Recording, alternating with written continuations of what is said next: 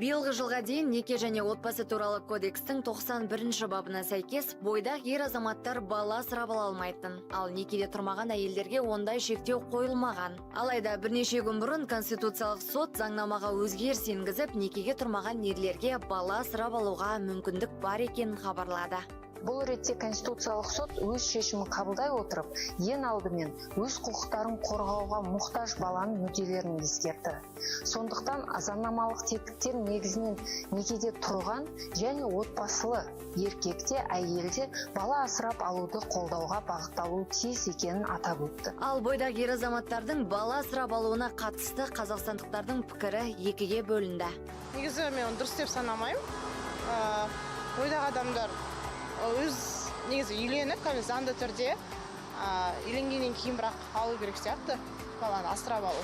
Былай бойдақ кезінде асырап алуды құп санамаймын. Даже бойдақ жігіттер тұрмақ, үйленген семьядағы ер адамдардың өзі жауапкершілік алудан қорқады. Баланың тәрбиесіне айналыспайды, бірге атсалыспайды, көбісі сондай. Сол жігіттің бірінші әлеуметтік жағдайын, психологиялық жағдайын, жұмыстық ата-анасымен қарым-қатынасы қалай, ол бірге тұра ма, бөлек тұра ма, үйінің жағдайы қалай, балаға қалай қалайды, соның бәрі мінездемесін алып, содан кейін бірақ шешім қабылдау тиіс деп ойлаймын. Неке және отбасы туралы кодекстің 84-ші бабына сәйкес баланы мынадай жағдайда асырап ала аласыз. Ата-ана қайтыс болған жағдайда, ата-ана баладан бас тартқанда, ата-ана құқықтарынан айырылғанда, ата-ана хабар ошарсыз кеткенде. Айта кетейік, психикалық ауытқуы бойынша анықтамасы бар жандарға, маскүнем, нашақорлық бойынша есепте тұрған адамдарға, жұмысқа қабілетсіз деп танылған азаматтарға, тұрақты тұрғылықты жері жоқ отбасыларға, сотталған азаматтар мен азаматтығы жоқ адамдарға бала асырап алуға шектеу қойылған. Бала асырап аларда бірінші кезекте жеткіншектің келісімі керек. Егер ата-ана баладан бас тартатын болса, туыстары баланы азаматтығы мен тұрғылықты жеріне қарамай-ақ асырап ала алады.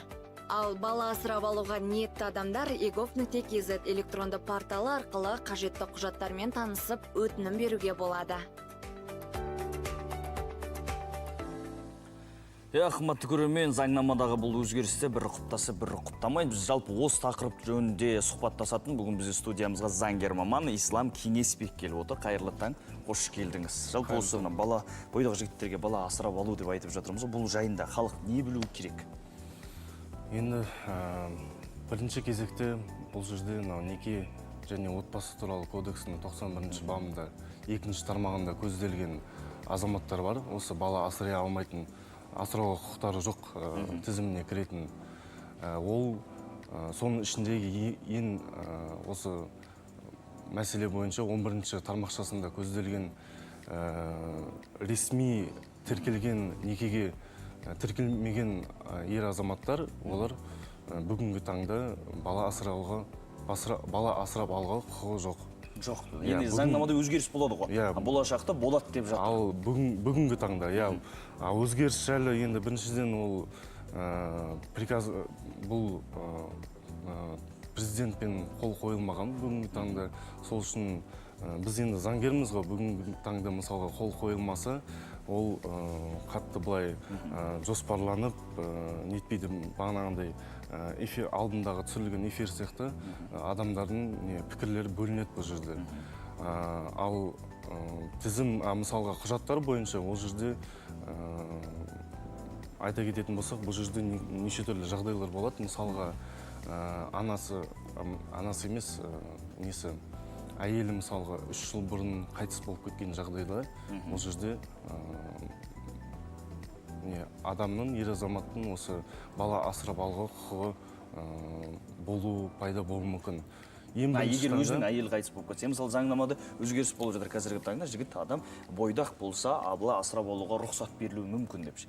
Енді асырап алғанда бұның бір шарттары бар ма? Жасы мынаншада болу керек, әлде табысы мынанша болу керек па? Кәмелетке толған болу керек бірінші кезекте.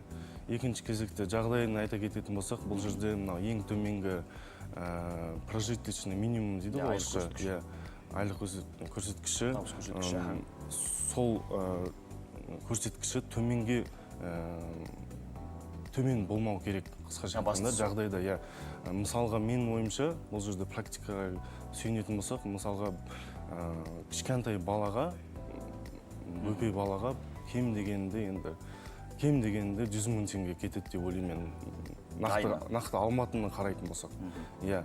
Ал егерде адам өзі бағанағындай ең аз айлық тауып өмір сүріп жатқан адам, ол өзін асырай алмай жүрген адам қалай баланы асырайды деген сұрақ қой енді бұл жерде. Енді басын бала асырап алғаннан кейін қанша уақытта бақылауда болуы мүмкін? Бұл жерде бақылау үкіметтен көмек болып тұра ма? Иә, бұл жерде бақылау біріншіден осы бала кәмелетке толғанша болады. Бұл жерде бақылау дегенде бұл енді түсініктеме бөлінеді өзі. Қандай бақылау? Жағдайлық бақылау ол бірінші басында тексеріледі, дұрыс па? Баланың қай жерде тұратынын мысалға сол тексеріс өткеннен кейін ол ай сайынғы бағанағы пособиялар төленгенде ол пособиялары лайықты түрде жаратылып жатыр ма, психологиялық жағдайын баланың әр мысалы кварталда бір рет кем дегенде тексеріліп тұрады. Иә. Және де мына қандай құжаттар керек? Не істеу керек? Құжаттар бұл жерде бағанағы ең бірінші арыз түсу керек. Осы баланы асырап алуға ниет білдірілген адам осы учетқа тұру үшін арыз беру керек. Содан кейін өзінің жағдайын, табысын, бағанағы психологиялық состояниесі, өзінің жағдайын дәлелдейтін, жақсы жағынан дәлелдейтін анықтамалар керек бұл жерде. Содан кейін өзінің мысалға мүлігі бар болса, қай жерде тұрады, мысалы жалға алып тұра ма, болмаса өзінің пәтері бар ма, соны растайтын анықтама керек. Бұл қанша уақыт жүретін процесс жалпы бала асырап алуға ниетті ер азаматқа? Егерде нақты осы бала асырап алуға тіркелуге тұру жайлы айтатын болсақ, бұл жерде шамамен 1 айдай кетеді. А егерде ары қарай мысалға баланы өзіне, ер азамат өзіне баланы тауып, енді бұл жерде қарым-қатынасты білу керек қой, бірінші барып товар емес қой, барып ала салатын емес па, бұл жерде бірінші танып білу керек. Ол баладан да мысалға сұрайтын, әке ретінде көре аласың ба деген, енді білмеймін, енді бұл психологтардың сұрақтары бұл жерде. Бірақ заңда сонда көзделген, то есть порядок бар орысша айтқанда. Ал жалпы жасына шектеу бар ма? Мысалы ер азаматқа әрине кішкентай баланы алып асырап алу қиынға түсер. Мынанша жастан мынаншаға дейін болады деген шектеу бар ма? Кәмелетке толмаған балдарды ғана асырап алады. Егерде аралардың арасындағы жасты айтатын болсақ, бұл жерде 16 жас. Кем дегенде 16 жас болу керек. Бірақ балам 16 жаста болу керек па? Арасында. Асырап алушымен, мысалы, кішкентай баланың арасында 16 жас болу керек. Кем дегенде 16 жас болу керек. Ал жынысы? Бірақ кейбір жаста, кейбір жағдайларда соттың шешімімен, соттың өзі сот байқап, сот өзі шешім шығаратын болса, бұл жерде бағанағы жас кішірейім азайтуы мүмкін кішкене. Бұл жерде сот шешеді. Заңда сөйтіп көзделген. Заңда сөйтіп көзделген. Ал жынысы ше? Жынысында қыз бала, ер бала асырап алуға болады. Бұл жерде айырмашылық жоқ. Ер бала тек қана ер баланы асырап алу керек деген бұл жерде талап заңда көзделмеген. Ал егер жаңа құжаттардың барлығын тапсырып, барлығы ақталғаннан кейін қанша уақыт тексеру жүреді ер азаматқа? Бұл жерде енді бұл жерде практикада, мен түсінгенім бойынша, практикада бала кәмелетке толғанша тексеру жалпы бала берілмей тұрып асырап алу, рұқсат берілмей тұрып, мысалы сіз барлық құжат тапсырдыңыз, денсаулық бойынша, наркология бойынша барлық анықтамаларды бердіңіз, одан кейін сізді қанша уақыт тексереді, қанша уақыт күтесіз? Тексеру мәселесі бұл жерде бағана айтқандай, тіркеу мәселесі 1 ай болса, ары қарай соттың шешімі заңды күшіне енгенше, енді шамамен мысалға 6 ай деп ойлаймын мен, 6 айдан кейін заңды, соттың шешімі заңды күшіне енгеннен кейін болды, осы құқықтар мен міндеттемелері заңды күшіне енеді.